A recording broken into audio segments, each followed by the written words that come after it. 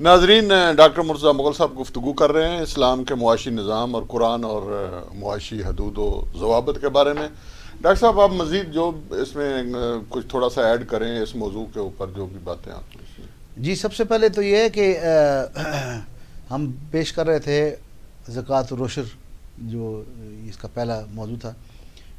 جو قوانین اسلام نے ہمیں دیے ہیں اس پہ، تو اس پہ میں یہی عرض کر رہا تھا کہ عشر جو ہے وہ اللہ کا حق ادا کرو جب فصل کاٹو، حکم ہے باقاعدہ، اور کہیں کہا ایمان والو اس پیداوار میں سے بھی پاکیزہ چیزیں خرچ کرو جو ہم نے تمہارے لیے زمین سے نکالی ہیں، پیدا کی ہیں۔ اگین یہ وہیں جاتا ہے بات، تو ہے اصل میں کیا کہ لن ینال اللہ لحومها ولا دماؤها ولکن ینالہ التقوی منکم۔ اللہ کو نہ تمہاری قربانی کا خون چاہیے نہ اس کا گوشت چاہیے، اللہ تو تمہارا تقوی دیکھتا ہے۔ تو ان سب چیزوں میں بھی اس کو آپ ریلیٹ کر سکتے ہیں کہ یطعمون الطعام علی حبہ مسکینا و یتیما و اسیرا، کہ مال کی محبت کے علی الرغم وہ، حالانکہ اس کو خود ضرورت تھی بندے کو، اللہ کہتا ہے، لیکن وہ یتیموں کو مسکینوں کو روٹی کھلاتا ہے، اور وہ کہتا کیا ہے انما نطعمکم لوجہ اللہ، میں اللہ کی رضامندی کے لیے کھلاتا ہوں، لا نرید منکم جزاء ولا شکورا، نہ مجھے بدلہ چاہیے نہ مجھے اس کا کوئی جزا چاہیے، شکریہ چاہیے، دونوں نہیں چاہیے۔ تو بات یہ ہے کہ ہم جس معاشرے میں ہیں، حیرت ہوتی ہے مجھے اس حضرت انسان پر، اعمال بد تو خود کرے لعنت کرے شیطان پر، جب ہم ایسے شاندار اصولوں کو، قوانین کو پس پش ڈالیں گے تو پھر شیطان تو حاوی ہوگا، معاشرے میں خرابیاں تو آئیں گی، یہ مال و دولت دنیا، یہ رشتہ و پیوند، بتان وہم و گما لا الہ الا اللہ۔ اور علامہ اقبال کا یہ شعر ہے کہ خود بدلتے نہیں قرآن کو بدل دیتے ہیں، ہوئے کس درجہ فقیہان حرم بے توفیق۔ اور بلے شاہ کا شعر ہے کہ ویخ بندے آسمانہ اتے اڈدے پنچھی، ویخ تسئی کی کردے نے، نہ یہ کردے رزق ذخیرہ، نہ یہ بھکھے مردے نے، تے کدے کسے نے پنکھ پکھیرو بھکھے مردے دیکھے نے، یہ بندے ہی کردے رزق ذخیرہ، یہ بندے ہی بھکھے مردے نے۔ تو میں آپ کو صرف ایک آیت قرآن پاک کی سورہ قلم کی کوٹ کرنا چاہتا ہوں اس ضمن میں، کہ یہ جو باغوں پر اور یہ جو زراعت پر عشر ہے، زکوٰۃ اور عشر جو ہے وہ کتنا ضروری ہے، اللہ کا اس میں کیا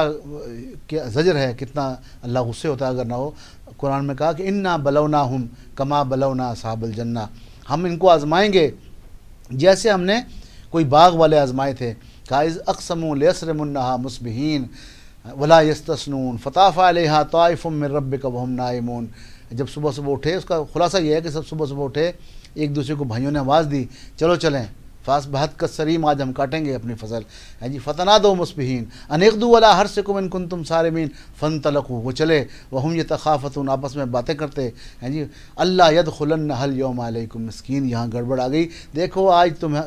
فصل کٹے گی، دیکھو کوئی مسکین وہاں آنے نہ پائے، اللہ کے حکموں کے عین خلاف، ہیں جی۔ فلما رأوها قالوا انا لضالون، اللہ نے وہاں ایک بگولا رات کو پھیر دیا، اور جب وہ وہاں پہنچے تو وہاں کچھ ہے ہی نہیں تھی، تو انہوں نے کہا کہ بل نحن فلما رأوها قالوا انا لضالون، کہا ہم گمراہ ہو گئے، ہم غلط آ گئے، بل نحن محرومون، ہم محروم کر دیے گئے۔ تو کہا، اس میں سے ایک نے کہا کہ تم اللہ کی تسبیح کیوں نہیں کرتے، یعنی کہ تمہیں جو احکامات تھے تم نے اس کی پیروی نہیں کی، تو انہوں نے کہا قالوا سبحان ربنا انا کنا ظالمین، ہم اللہ کی تسبیح کرتے ہیں، ہم ظالموں میں سے ہو گئے تھے۔ فاقبل بعضهم على بعض يتلاومون، ہاں جی، قالوا یا ویلنا انا کنا طاغین عسى ربنا ان یبدلنا خیرا منها انا الى ربنا راغبون۔ ساری آیات کہہ رہی ہیں کہ پھر اس کے بعد وہ راہ راست پر آئے کہ ہم ابھی توبہ کرتے ہیں، ہم ابھی واپس پلٹتے ہیں، ہم ابھی ٹھیک راہ پر آتے ہیں، امید ہے ہمارا پروردگار اس باغ سے زیادہ بہتر ہمیں باغ دے گا۔ یعنی کہ آپ دیکھیں وہ جو عشر جس کو ہم ٹرمنالوجی لے رہے ہیں، وہ نہ دینے سے کیا اثرات ہوئے، اور قرآن نے وائنڈ اپ نوٹ جس کے لیے میں نے پوری آیات پڑھی ہیں، وہ جو قرآن پڑھتا ہے کذالک العذاب،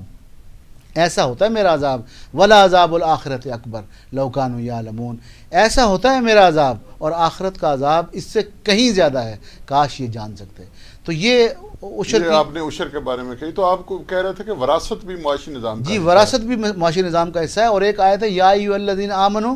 لا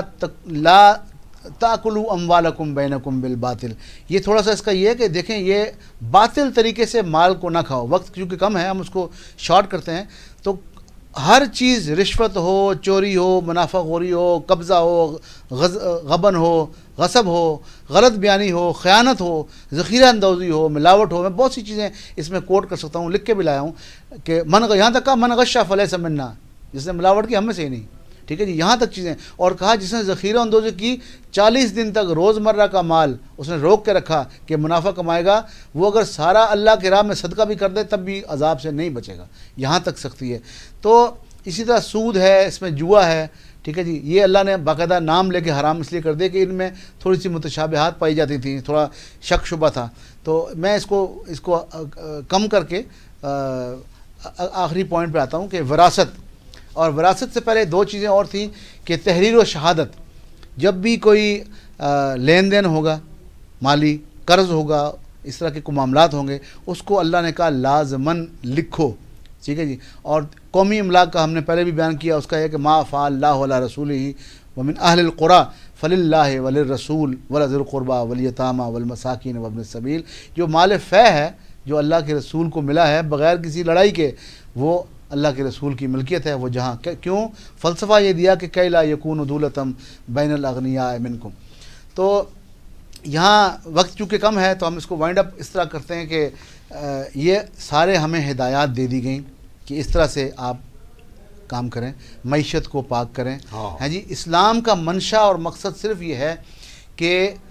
مال کو پاک کیا جائے، تطہیر کیا جائے، اس کا تزکیہ کیا جائے۔ جہاں یہ مقصد ہے تو وہاں یہ بھی مقصد ہے کہ معاشرے کے ضرورت مندوں کی کفالت کا بندوبست پہلے تو حکومت کرے، اور حکومت سے کچھ رہ جائے تو تم خود کرو، ہاں جی، اس کو لے کے چلو، اور اس طرح سے کرو کہ تم ان کی عزت و نفس کو مجروح بھی نہ کرو۔ مجروح، ایک جگہ قرآن کہتا ہے کہ ان الذین ینفقون اموالہم فی سبیل اللہ، ایسے لوگ جو اللہ کی راہ میں مال خرچ کرتے ہیں، ثم لا یتبعون، اس کے بعد وہ منًا ولا اذًا، نہ احسان جتاتے اور نہ ان کو اذیت دیتے، لہم اجرہم عند ربہم، ان کا اجر ان کے رب کے پاس ہے، لا خوف علیہم ولا ہم یحزنون۔ تو اس لیے صدقہ خیرات کی ترغیب دینا، زکوٰۃ تو دیں گے، وہ تو زوری حکومت لے لے گی یا آپ کو دینا پڑے گا، لیکن صدقہ خیرات کی ترغیب دی گئی ہے، اور دولت جمع کرنے کو، دولت کے ارتکاز کو میں سمجھتا ہوں حرام قرار دے دیا گیا ہے۔ اور اگر آپ یہ کریں گے کہ اب وقت ہے پیچو خم دستار کو بدلو، اخلاق کو، عادات کو، اطوار کو بدلو، اور بدلو گے تو بچ جاؤ گے تم قہر خدا سے، اڑ جائیں گے یہ ریگ محل ورنہ ہوا سے، اور جو کچھ بھی ضرورت سے زیادہ ہے لٹا دو،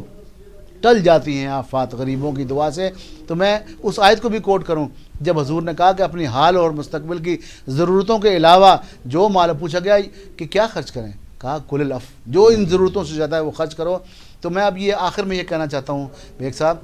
کہ اگر ان احکامات کو ہم مانتے ہیں، ہم ان پر عمل کرتے ہیں،